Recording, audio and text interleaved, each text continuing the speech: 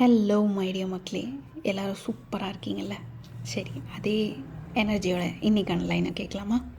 நல்ல மனிதர்கள் அன்புக்கு கீழ்ப்படுகின்றனர், கெட்ட மனிதர்கள் பயத்திற்கு கீழ்ப்படுகின்றனர்.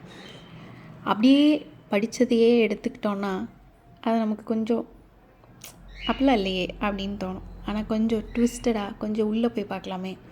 நல்ல மனிதர்கள் என்பது அவங்களுடைய குட் குவாலிட்டிஸ், நல்ல பழக்க வழக்கங்கள். ஸோ அவங்க எப்படி இருப்பாங்க? சரியானதை செய்வாங்க, நிதானமாக இருப்பாங்க, ரெஸ்பெக்ட்ஃபுல்லாக இருப்பாங்க. அவங்கக்கிட்ட இருந்த அன்பும் கருணையும் ஒரு பாசிட்டிவான என்விரான்மெண்ட்டை ஃபீல் பண்ண முடியும். அதுக்கு அவங்களும் அடிபணிவாங்க. இதுவே கெட்ட மனிதர்கள் என்பது அவங்களுடைய bad qualities. Any human bad qualities, கெட்ட பழக்க வழக்கங்கள் இருக்குதுன்னு வைங்களேன். ஃபார் எக்ஸாம்பிள் எது வேணா இருக்கட்டும்.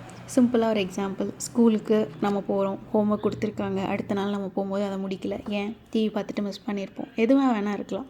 ஆனால் அந்த இடத்துல மேம் கேட்கும்போது ஒரு பயம் வருதில்ல, பண்ணியிருக்கலாமே அப்படின்னு. அந்த டிவி அப்புறம் பார்த்துருக்கலாம், அப்புறம் விளையாண்டுருக்கலாம்.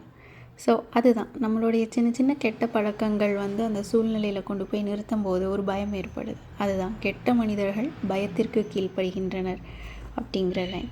நம்ம நல்ல மனிதர்களாக இருக்க போகிறோமா, கெட்ட மனிதர்களாக இருக்க போகிறோமா? சிந்தித்து செயல்படுவோம்.